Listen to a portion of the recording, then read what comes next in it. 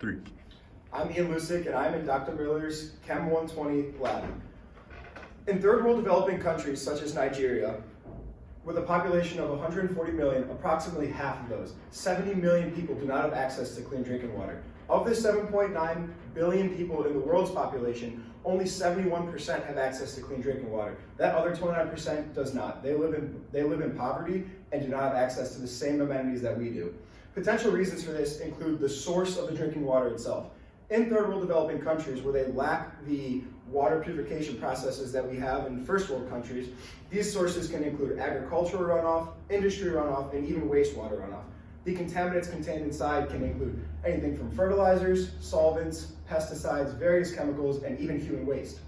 All of these contaminants can lead to potential negative human and environmental health effects.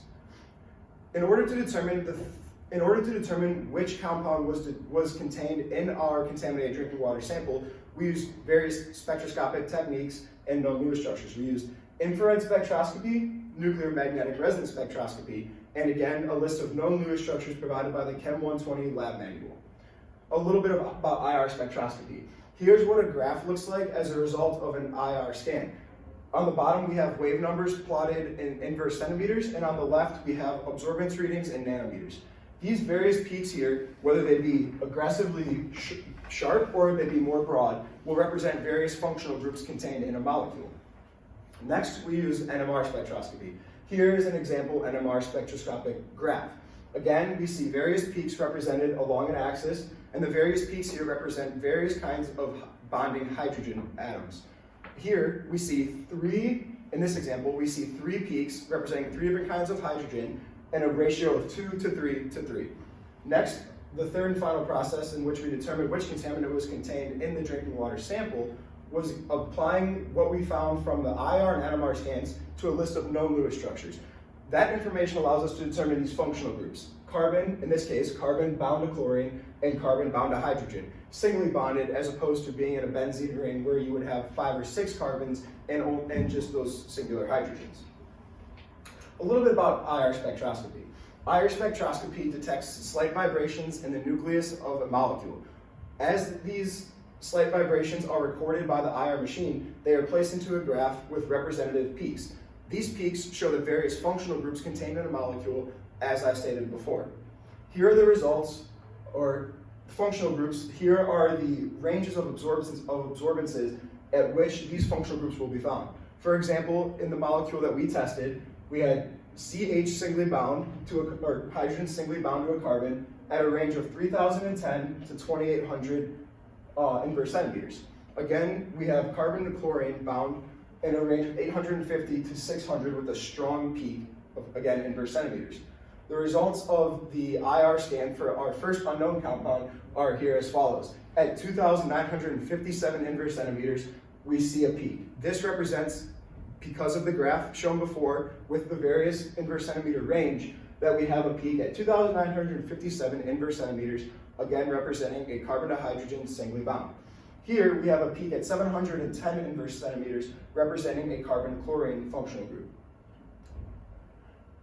With that, it was able to be determined that there are only 3 possible molecules which contained those functional groups represented by the IR scans.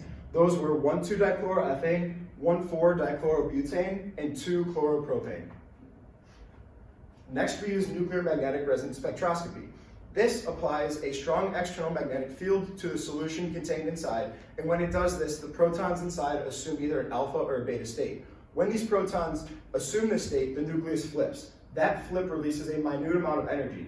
What the NMR machine does is reads that small, minute energy change, plots it on a graph, and we get these peaks again. So in the sample that we ran, there was one peak at 3.4 parts per million. This one peak represents one type of bonding hydrogen with no ratio of other hydrogen bonding types of hydrogen present. Again, we see that with only one peak and no ratio, there are only 3 possible molecules. Those are acetone, 1,2-dichloroethane, and benzene.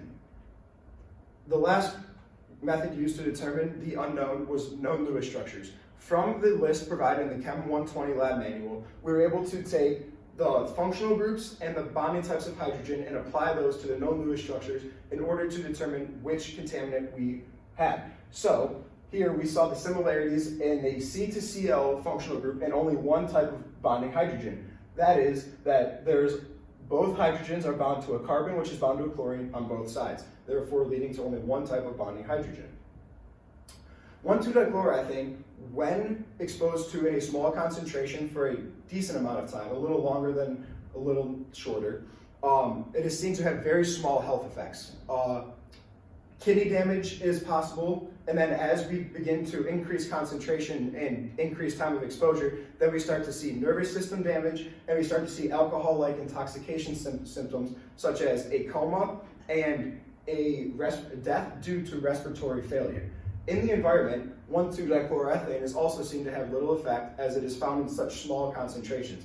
1,2-dichloroethane also biodegrades very rapidly, so if some contaminant does get into a water stream or into the environment, into the air, it will not be there for long, and the animals in the environment will not be affected greatly.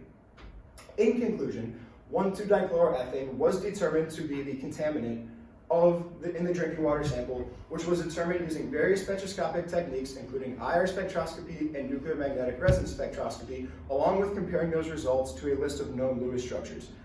The 1,2-dichloroethane also presents a low hazard to both human and health when exposed to in a small concentration.